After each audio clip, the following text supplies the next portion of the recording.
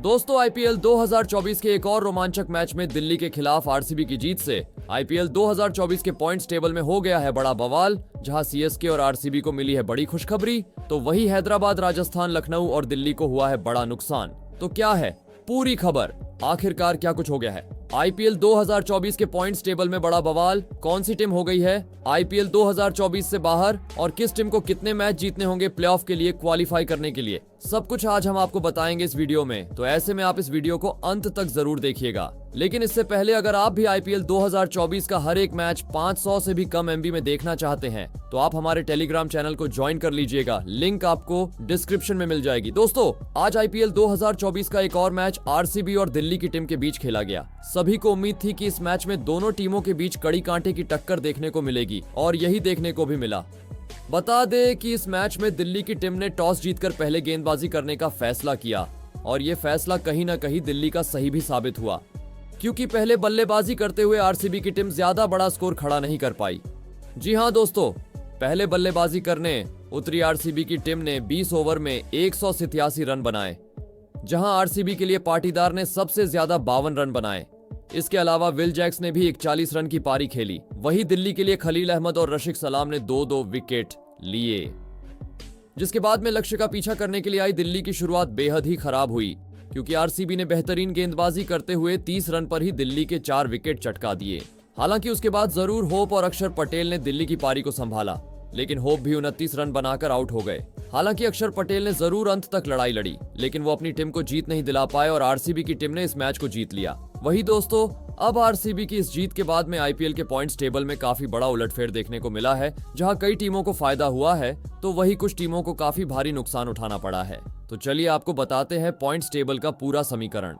Points table में 10वें पायदान पर नाम पंजाब किंग्स का आता है। 12 में से 4 मुकाबले जीते, 8 हारे, 8 पॉइंट के साथ में सबसे आखिरी पोजीशन पर रैंक कर रहे हैं और ये टीम का प्ले-ऑफ से कोई लेना देना नहीं है। ऑफिशियली ये एलिमिनेट हो चुके हैं। ऐसा इसलिए क्योंकि 12 मुकाबले खेल चुके हैं और पॉइंट केवल इनके पास 8 है। किसी भी टीम को प्ले-ऑफ में जगह बनाने के लिए कम से कम 16 पॉइंट्स की जरूरत होती है, जहां वो बिना किसी दूसरी टीम के ऊपर डिपेंड होकर प्ले-ऑफ में जगह बना सकती है और 14 पॉइंट्स तक वो दूसरी टीमों के ऊपर डिपेंड होकर कुछ सिनेरियो से प्ले-ऑफ में जगह बना सकते हैं। तो 14 पॉइंट्स तक तो कैलकुलेशन ऑन रहती है, लेकिन पंजाब अब अगर दोनों मैच भी जीत जाते हैं तो वो ज्यादा से ज्यादा 12 पॉइंट्स तक ही पहुंच सकते हैं। इसीलिए ये टीम ऑफिशियली तरीके से एलिमिनेट हो चुकी है।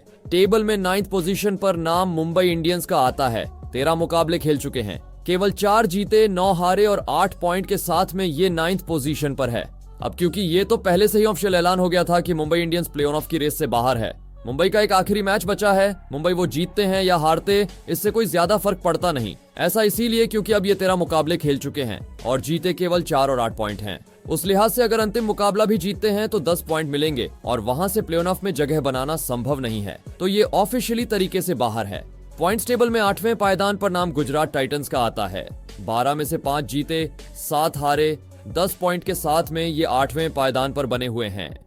गुजरात टाइटंस के प्ले-ऑफ में समीकरण ये कहते हैं कि उन्हें 2 मुकाबले अब भी खेलने हैं और अगर दोनों के दोनों जीत जाते हैं तो वो 14 पॉइंट तक पहुंच सकते हैं। और जैसा हमने आपको बताया 14 पॉइंट तक आपके मैथमेटिकल कैलकुलेशन ऑन रहती है। उस केस में अगर चौथी टीम 14 पॉइंट के साथ जगह बनाती है तो गुजरात भी अपनी दावेदारी पेश कर सकती है। लेकिन गुजरात को अभी 2 मुकाबले खेलने हैं 14 पॉइंट तक पहुंचने के लिए। एक मुकाबला कोलकाता के खिलाफ और दूसरा हैदराबाद के खिलाफ है। दोनों जीतना आसान नहीं है और अगर जीत भी जाते हैं तो 14 पॉइंट के साथ में क्या गारंटी कि आप क्वालिफाई करेंगे। अगर चौथी टीम 16 पॉइंट के साथ क्वालिफाई कर जाती है तो आप वैसे भी बाहर हैं। इसलिए गुजरात बाहर होने के कगार पर है, मात्र औपचारिकता बाकी है। पॉइंट्स टेबल में 7वें पायदान पर लखनऊ सुपर जायंट्स की टीम आती है। 12 में से 6 जीते, 6 हारे, 12 पॉइंट के साथ में ये टीम 6th पोजीशन पर बने हुए हैं।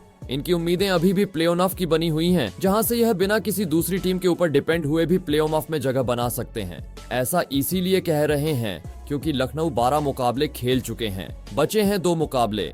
अगर दोनों की दोनों जीत जाते हैं तो ये 16 पॉइंट हासिल कर सकते हैं, जहां से वो प्ले-ऑफ में जगह बना सकते हैं बिना किसी दूसरी टीम के ऊपर डिपेंड हुए। लेकिन क्या प्रैक्टिकली दोनों जीतना पॉसिबल है?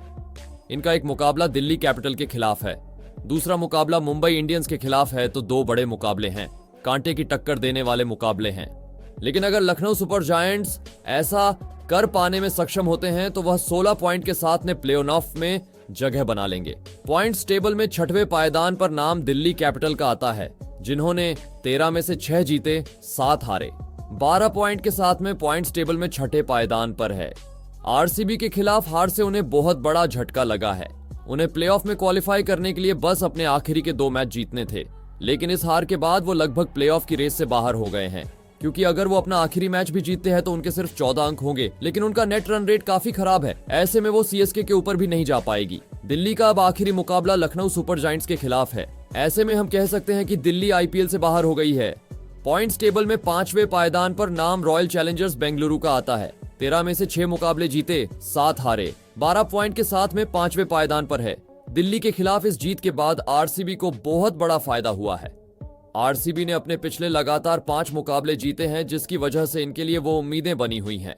किसी भी टीम को, जैसे हमने बताया कि प्ले ऑफ में जगह बनाने के लिए 16 पॉइंट्स की जरूरत होती है और 14 पॉइंट्स तक आप दूसरी टीमों के ऊपर डिपेंड होकर अपनी उम्मीदों को बरकरार रख सकते हैं, क्योंकि रॉयल चैलेंजर्स बेंगलुरु अपना आखिरी मैच जीतकर ज्यादा से ज्यादा 14 पॉइंट तक ही पहुंच सकते हैं।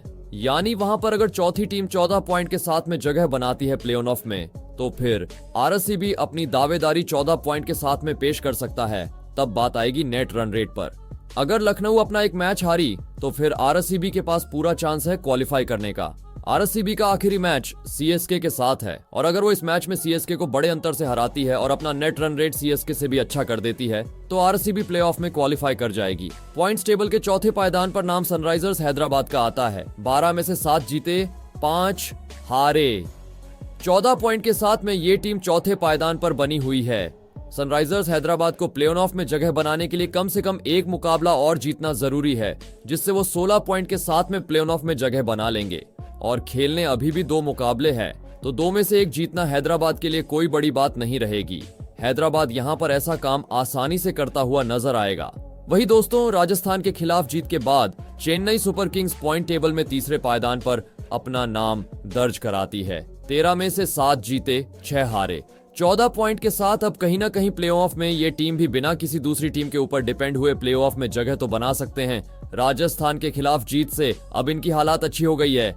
ऐसा इसलिए क्योंकि सीएसके का एक मुकाबले बचा है, और अगर वो ये आखिरी मैच जीतते हैं तो 16 पॉइंट के साथ क्वालिफाई कर जाएंगे।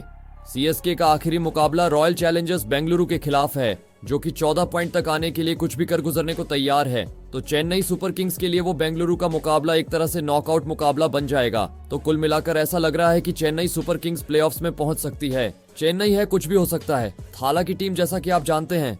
पॉइंट्स टेबल में दूसरे पायदान पर नाम राजस्थान रॉयल्स का आता है। 13 में से 8 जीते, 4 हारे। 16 पॉइंट के साथ में ये टीम फिलहाल दूसरे पायदान पर बने हुए हैं। सीएसके से मिली हार से उन्हें उतना कुछ फर्क नहीं पड़ा है। प्ले ऑफ में जगह बनाने के लिए, जैसे हमने कहा, 16 पॉइंट्स की जरूरत होती है, और राजस्थान ने तो 16 पॉइंट हासिल कर लिए हैं। बचे 2 मुकाबले हैं, वो जीतेंगे हारेंगे ज्यादा उन्हें फर्क पड़ेगा नहीं, क्योंकि 16 पॉइंट के साथ में आप बाहर होते नहीं हैं। आप दोनों में से कोई एक मुकाबले जीतकर खुद को पहले और दूसरे पायदान पर खत्म करना चाहते हैं, ताकि आपको आगे जाकर एलिमिनेटर में 2 चांस मिल सके। पॉइंट्स टेबल में पहले पायदान पर नाम कोलकाता नाइट राइडर का आता है। 12 में से 9 मुकाबले जीते हैं और अब 18 पॉइंट के साथ में ये पहले पायदान पर है। 2 मुकाबले अब भी खेलने हैं, लेकिन अब ऑफिशियल ऐलान इनका भी हो गया है। 18 पॉइंट के साथ में ये पहली टीम बनी है प्ले ऑफ में जगह बनाने वाली। ऑफिशियल ऐलान कर दिया गया है। मुंबई के खिलाफ मिली जीत के बाद कोलकाता के लिए बहुत बड़ी खुशखबरी है। अब बाकी 3 पोस्ट है, जिसमें राजस्थान लगभग जगह बना चुका, मात्र ऑफिशियल ऐलान बाकी है। हैदराबाद इस रेस में भी काफी आगे हैं, बाकी टीमें करारी टक्कर देगी। तो दोस्तों, आपके हिसाब से कौन सी 4 टीम प्लेऑफ्स में क्वालिफाई करेगी? अपनी राय कमेंट जरूर करें।